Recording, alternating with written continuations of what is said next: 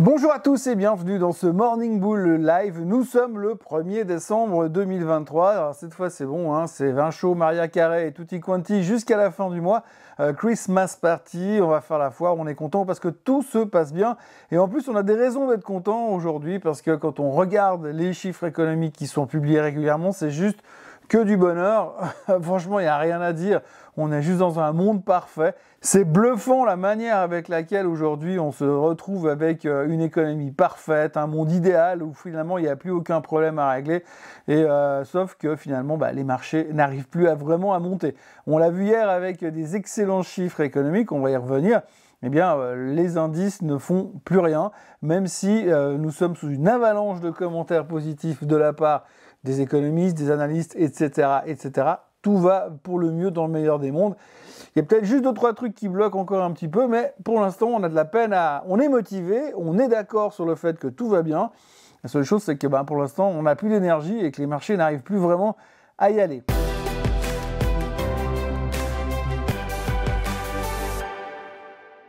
Donc oui, alors j'ai envie de dire comme on l'avait prévu, le PCE était meilleur que les attentes. Ouh, c'est une grosse surprise. Bah oui, forcément, les CPI sont en baisse partout. Il fallait pas non plus s'attendre à voir le PCE monter de l'autre côté. Donc c'est à peu près logique. Et donc il n'y avait pas non plus de quoi se rouler par terre et s'arroser de champagne parce que le PCE était plus faible. C'est un peu en ligne par rapport à ce qu'on sait déjà et c'est surtout un peu en ligne par rapport à ce qu'on a vécu depuis le début du mois de novembre. Ce qu'il faut retenir aujourd'hui, c'est que ce mois de novembre s'est donc terminé comme étant le meilleur mois de ces 12 derniers mois. C'était génial, c'était fantastique. Franchement, il n'y a plus rien à dire.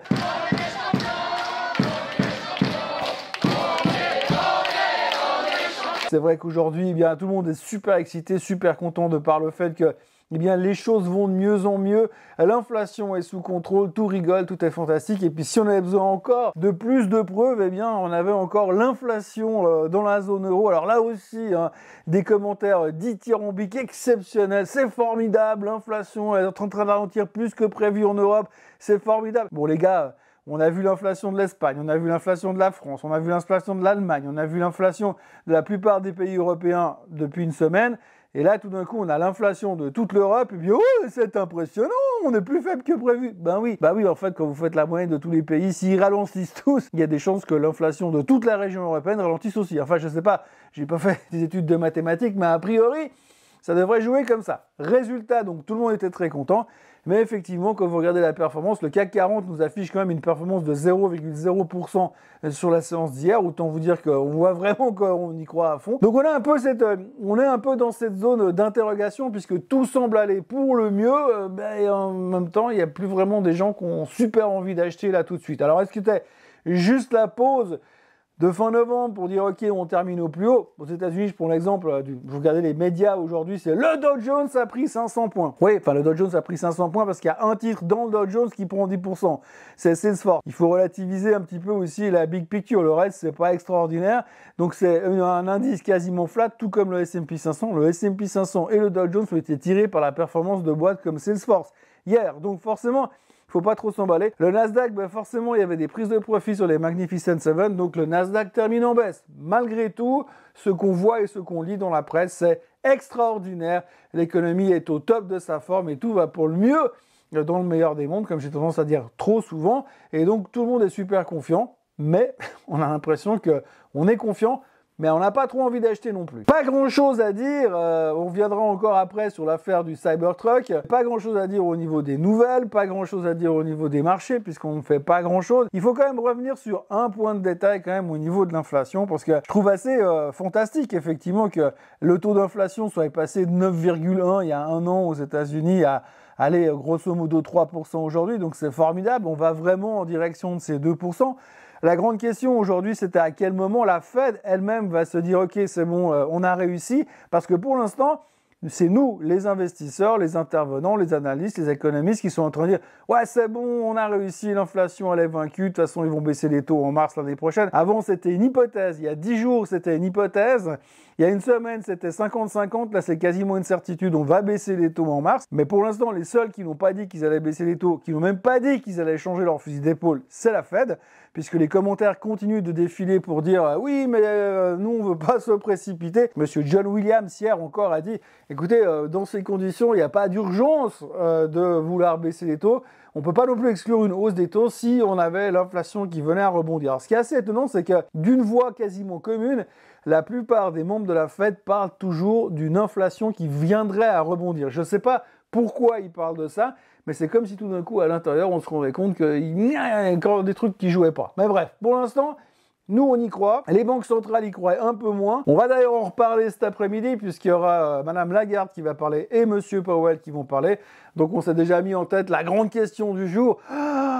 Powell va-t-il parler de la baisse des taux? Alors voilà, si tout d'un coup il parle de la baisse des taux pour l'année prochaine, alors là c'est goal, on va repartir encore comme en 40, mais c'est une autre histoire. Ce qu'il faut regarder aujourd'hui vraiment, c'est que tout le monde est super content de par le fait qu'on a réussi à baisser l'inflation. Alors baisser l'inflation, ça ne veut pas dire qu'en fait la consommation est moins chère. Ça veut dire quand même que si on prend sur une année, eh bien ce qu'on payait, le prix qu'on payait il y a une année, eh bien on paye beaucoup plus cher aujourd'hui. Le rythme de hausse de ces prix est sous contrôle. On n'est plus qu'à 2%. On dit qu'une inflation en 2%, effectivement, c'est sain pour l'économie. Aujourd'hui, on est encore un petit peu en dessus, mais on est beaucoup mieux positionné que nous l'étions il y a une année en arrière ou 2 ans en arrière.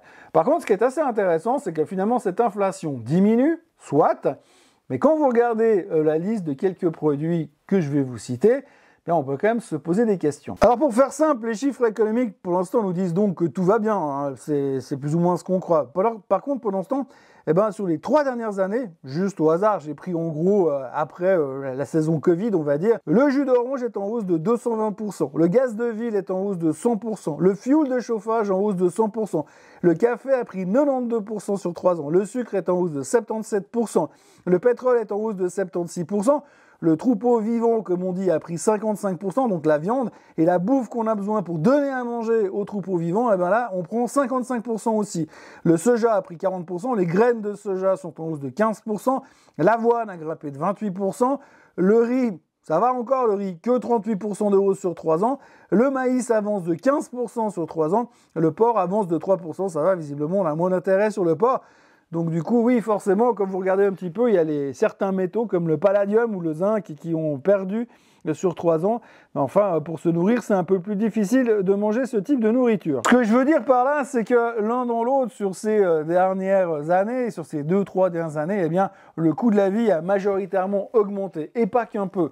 Vous le voyez sur les prix qu'on vient de citer, c'est énorme. C'est énorme. Par contre, après, on nous dit oui, l'inflation, ça va, elle est sous contrôle, on a à peine en hausse de 3%. D'accord, mais l'un dans l'autre, si vous regardez l'augmentation des salaires sur une année ou sur 3 ans, je peux vous dire qu'on est loin de l'augmentation de l'inflation ou l'augmentation des produits de consommation de base. Donc aujourd'hui, on est quand même dans une zone où on nous dit tout va bien, mais de l'autre côté, on se rend compte que c'est pas aussi simple que ça et peut-être que là, il faudra quand même faire attention parce que le consommateur, la personne, vous et moi, se disent, je vais quand même peut-être devoir changer mes habitudes de consommation. Et donc là, il y a aussi un risque, à un moment donné, de se dire que la hausse des taux a peut-être amené aussi d'autres problèmes et la baisse de l'inflation ne règle pas tout. Alors pour l'instant, il est bien malvenu de venir parler de récession, hein, ça fait mauvais genre, donc on ne va pas aborder ce sujet-là. Mais néanmoins, on voit quand même qu'il y a encore des déséquilibres et que l'état dans lequel était le monde il y a 3 ans en arrière, aujourd'hui, il ne faut pas nous faire croire que ça va quand même vachement mieux. Et puis il y a encore un autre chiffre qu'on doit absolument voir et c'est là aussi où j'aimerais encore amener encore une fois cette fabuleuse capacité que nous avons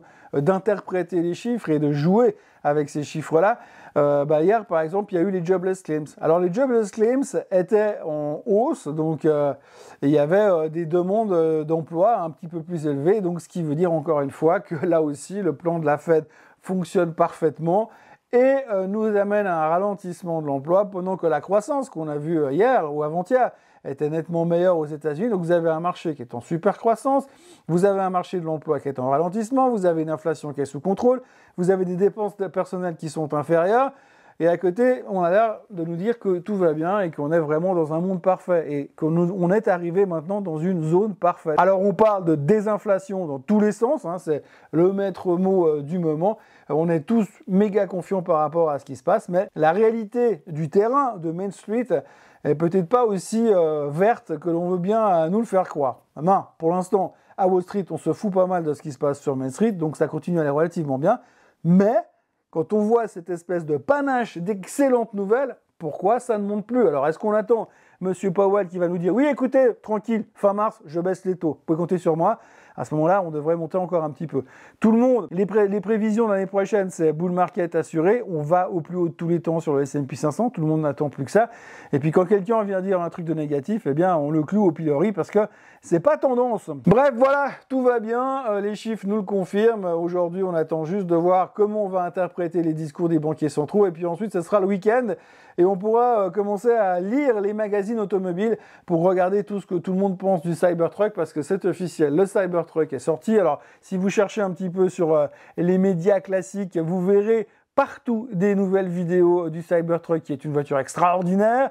Les analystes sont déjà en train de nous dire que le Cybertruck va permettre à Tesla de remonter aux 1000 milliards de capitalisation. Donc là, on pense que cette espèce de monstruosité sur 4 roues va permettre à Tesla de passer de 750 milliards de market cap à 1000 milliards de market cap à nouveau.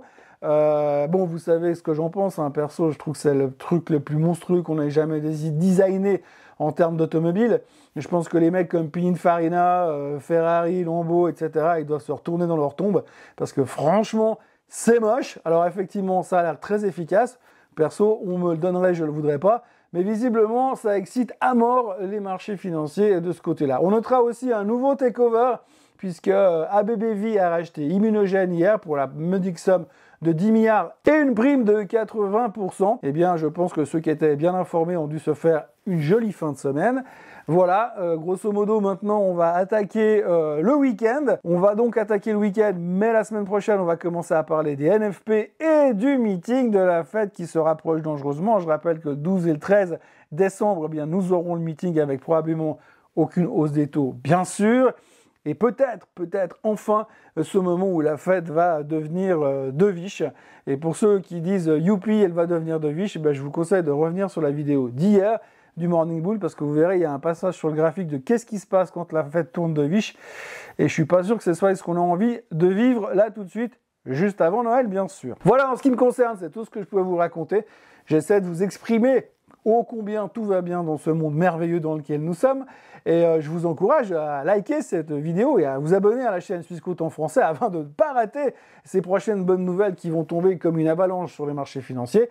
Et puis je vous retrouve bien sûr lundi matin pour un nouveau Morning Bull Live. Et puis si vous ne pouvez pas attendre jusqu'à lundi matin, je vous retrouverai ce week-end pour un nouveau Swiss Bliss et pour faire le point sur tout ce qui s'est passé dans les marchés financiers un peu partout dans le monde. Passez une excellente journée avec une météo absolument formidable et je vous retrouve comme promis dimanche ou lundi. Bye bye.